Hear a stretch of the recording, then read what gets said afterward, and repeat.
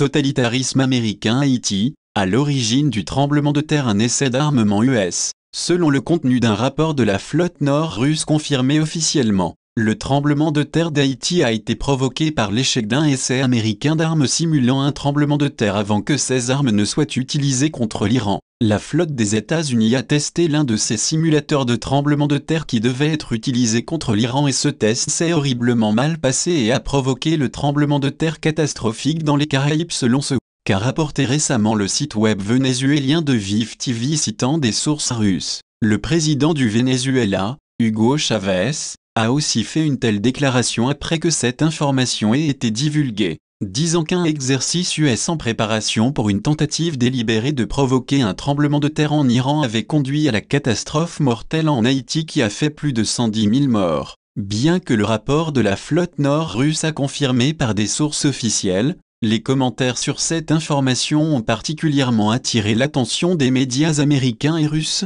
dont Fox News et Russia Today. Russia Today a rapporté que Moscou avait aussi été accusé de posséder et d'avoir utilisé des armes identiques. Selon Vive TV, le rapport russe non confirmé dit que ce mois-ci les US ont effectué un essai identique dans l'océan Pacifique, qui a également provoqué un tremblement de terre de 6,5 dans une zone près de la ville d'Eureka, en Californie. Le tremblement de terre de Californie n'a fait aucun mort ni aucun blessé mais de nombreux bâtiments ont été endommagés. Le site internet d'information vénézuélien a dit que le rapport parlait également de la possibilité que la flotte US pourrait avoir eu une connaissance totale des dégâts que cet essai pouvait causer. Le rapport émet aussi l'hypothèse que sachant cela l'armée US aurait prépositionné le vice-commandant du commandement sud-US, le général P. Kakean, sur l'île pour qu'il puisse superviser les opérations d'aide si nécessaire. Selon ce rapport, le but ultime de ces essais d'armes simulatrices de tremblements de terre c'est de provoquer toute une série de tremblements de terre mortels en Iran pour renverser l'actuel régime islamique dans le pays.